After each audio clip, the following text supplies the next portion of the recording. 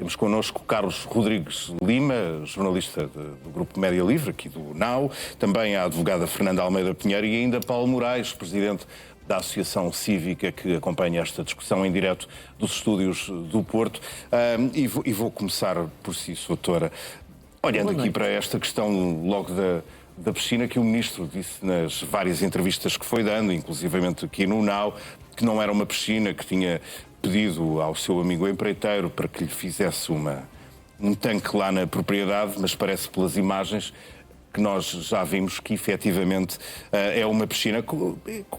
Enfim, imagino que domina o assunto, consegue fazer uma distinção entre estes dois conceitos. A questão aqui é, além do mais, boa noite antes de mais e muito obrigada pelo convite.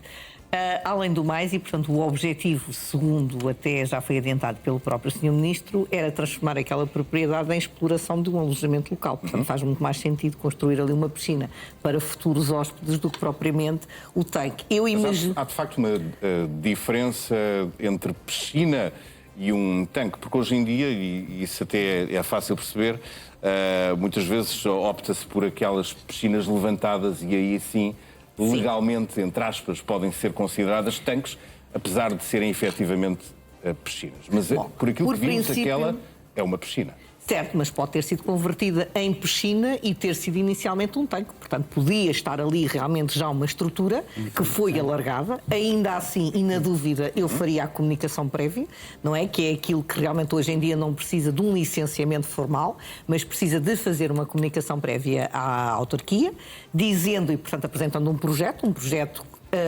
arquitetónico e também de especialidades, com fotografias, com a planta, com o local de implementação.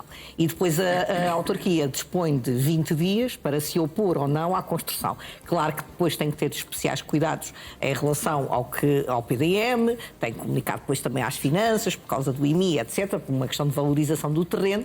E, portanto, eu não lhe posso dizer nem garantir de que tipo de estrutura é que estamos aqui a falar, porque, de facto, o Ministro até pode ter razão. Pode dizer, isto era um tanque que eu acrescentei e que transformei numa piscina, mas estamos a falar de uma edificação nova, portanto, então está sujeito à comunicação prévia, não é? Estamos a falar de um tanque que está ali, se calhar ele entendeu que poderia não ser necessário, mas de qualquer das formas eu também chamo a atenção para uma coisa, não é o facto de não ter existido esta comunicação prévia, isto é realmente uma irregularidade, mas é uma irregularidade que é perfeitamente sanável, portanto, entrega ao projeto, o projeto é entregue, é feito um projeto de arquitetura, das especialidades, pode ser objeto até de uma coima, mas fica tudo perfeitamente legalizado e transparente. E é possível ter havido esta confusão. Portanto, ou seja, o próprio empreiteiro entender que não era necessária a comunicação prévia porque estava a fazer o aumento de uma estrutura pré-existente, não sei se era o caso, se não. Dizer que não era, que aquilo não é uma piscina, bom, eu acho que pelo tamanho podemos ver que aquilo não é bem um tanquezinho, não é? Portanto, é uma piscina já com alguma dimensão e se vai ser utilizada para exploração de alojamento local, então essa piscina tem que ter especiais cuidados de segurança porque não é uma coisa particular, não é uma coisa que vai ser para uma família, vai ser de exploração turística e, portanto, tem que ser, de facto, comunicado. Portanto, as regras estão todas e são do conhecimento público o que é que se tem que fazer, mas admito que possa ter perfeitamente existido essa confusão de se partir de uma estrutura reconvertida e de o empreiteiro e o próprio proprietário pensar que não carecia de comunicação prévia. O Carlos Rodrigues Lima, certamente que já estudou o tema, Luís Neves devia ou não ter avisado a Câmara Municipal previamente que iria construir ali aquilo que parece ser uma piscina e não um tanque. Sim, mais boa noite.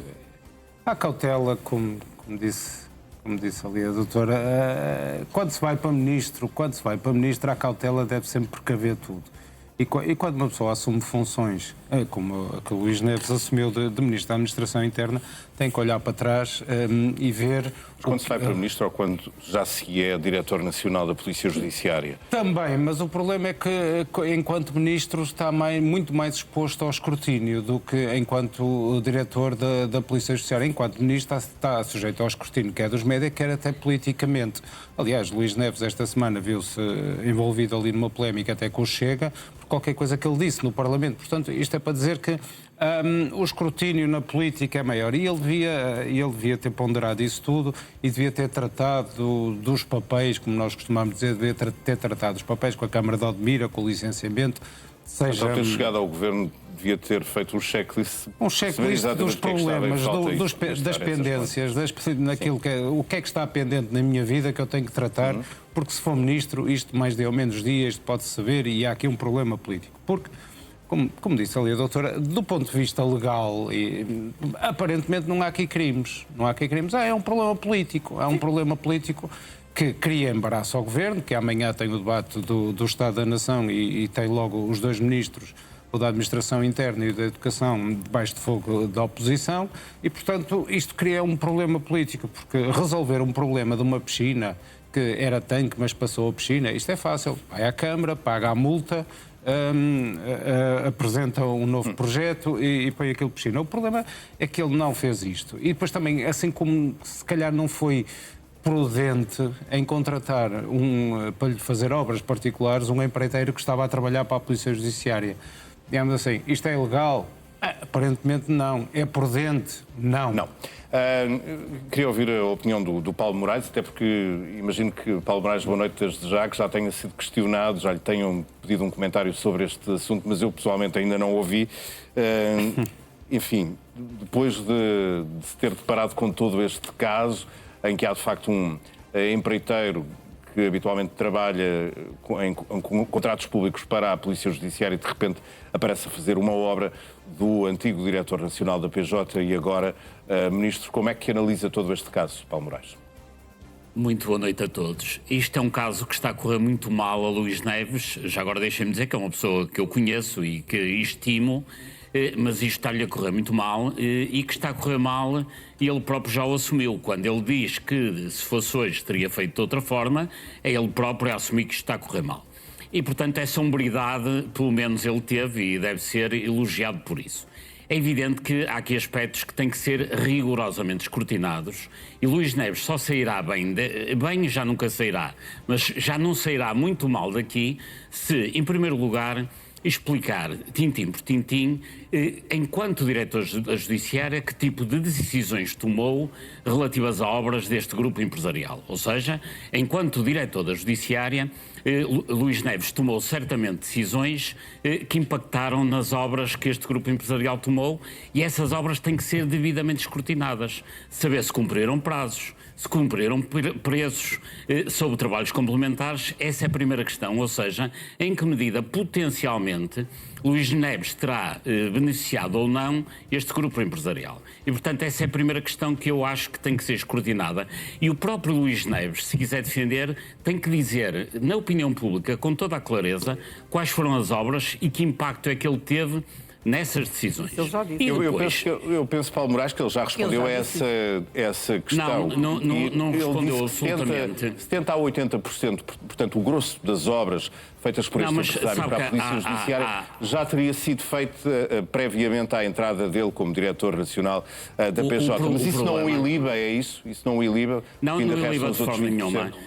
Porque a contratação pública e os concursos públicos em Portugal não são por regra sérios, porque para além dos concursos que são feitos e é adjudicado um determinado empresa, o que acontece é que ao longo das obras depois há sempre trabalhos complementares que podem ir a 10, 20, 30% do valor das obras, ou seja, mesmo depois de decidido o concurso, há sempre um impacto forte nas obras em termos patrimoniais e que normalmente dão ganhos aos empreiteiros, que tem a ver com o aumento de prazos e com o aumento de preços. Portanto, Luís Neves tem que explicar se as obras que correram na Polícia Judiciária feitas por esta empresa cumpriram os prazos e cumpriram os preços. Essa é a primeira questão. Porque se não cumpriram prazos e preços, quer dizer que houve um benefício que esta empresa tirou sobre a gestão de Luís Neves. E Luís Neves tem que clarificar isto.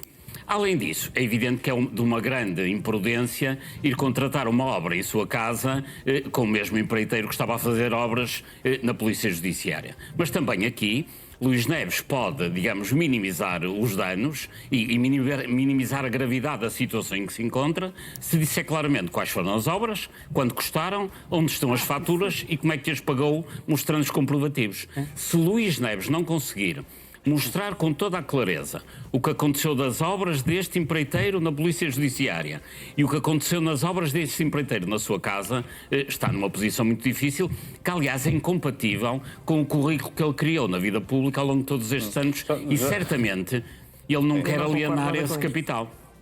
Já iremos abordar essas questões uma por uma, mas ouvi a advogada Fernanda Almeida Pinheiro a dizer precisamente que não concorda com nada disto. E muito simples, porque Sim. o Sr. Ministro explicou, não é? Não só as obras foram adjudicadas antes, inclusivamente, de ele ser nomeado diretor Não nacional. todas, como não disse todas. o Ministro, cerca de 70%, 80%. Mas sim. as que teve interferência, ele foi muito claro em dizer, porque aliás já se falou aqui muito de conflito de interesses, se calhar convém também esclarecer o que é um conflito de interesses. Um conflito de interesses é eu não poder decidir, ter a decisão ao meu alcance, ser eu o responsável pela decisão e ter algum impedimento para poder fazer essa decisão. Então esse conflito de interesses é eu não posso decidir isto porque eu estou em conflito de interesses com a decisão que está aqui em cima da mesa. Não se colocava essa questão. Portanto, o Luís Neves foi muito claro, Sr. Ministro, ao dizer que nem conhecia aquela pessoa, quando aquelas obras foram adjudicadas, os concursos que ele assinou, e eu estou à vontade para falar porque estive sujeita durante 2 anos e meio à contratação pública, não quer dizer que porque eu assinei aquele contrato, que eu tenha tido alguma espécie de intervenção na decisão que foi tomada pelo júri a selecionar aquela empresa.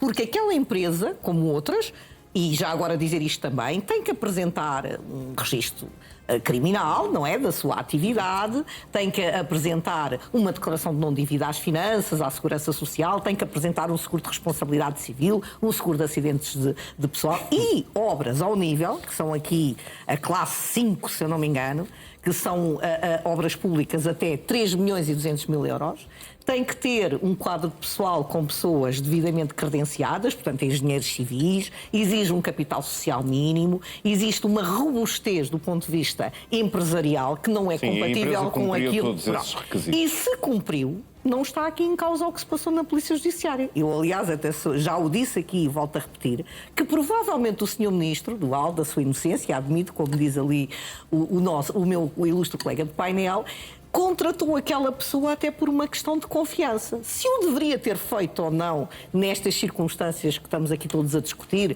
se calhar seria mais prudente, não é? As cautelas deveriam dizer que não o fizesse. Mas Esse foi um erro cometido pelo Ministro, já se percebeu. pronto, mas não tem nada a ver com aquilo que se passou na Polícia Judiciária. Mas houve outros, ou tem havido outros, como por exemplo o Paulo Moraes avançava, que é o facto do Ministro ainda não ter mostrado nenhuma das provas a única coisa que eu lhe aponto. de quanto e de como fez Sem estes dúvida pagamentos absolutamente ao nenhuma. empresário. Aliás, a mim causam-me neste processo 2 perplexidades. O facto de ele ter uma empresa, não é? Enquanto Diretor Nacional da Polícia Judiciária, é uma empresa da mulher, mas não podemos esquecer que é uma unipessoal e ele é detentor daquela cota, exatamente como uma mulher, e portanto, e a maneira como se expressa em relação à empresa dá a entender que é quase como se fosse ele a geri-la. Aliás, a dada altura ele até diz, eu mandei pagar, e portanto ele está completamente impedido pelas funções de Diretor Nacional de Polícia Judiciária de poder exercer outra atividade que não a Diretor Nacional da Polícia Judiciária, e é a questão de saber realmente o que é que ele pagou e como, porque isso sim é que pode ser um problema. Imaginem que o senhor até lhe quer fazer o agrado, não é, entre aspas,